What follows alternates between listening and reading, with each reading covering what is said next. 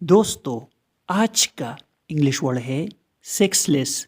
اس کا English meaning ہے دا absence of sexual activity اور ڈیزائر. اس کا اردو میننگ ہے جنس کے بغیر جنسی خصوصیات سے محروم یا بے جنس.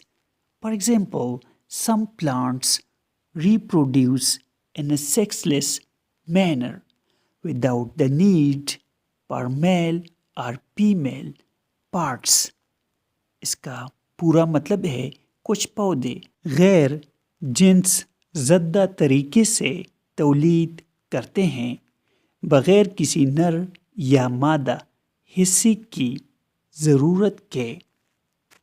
ریپروڈیوس مینس تولید. دوستو چینل کو سبسکرائب کریں اور ویڈیو کو لائک اور شیئر ضرور کریں.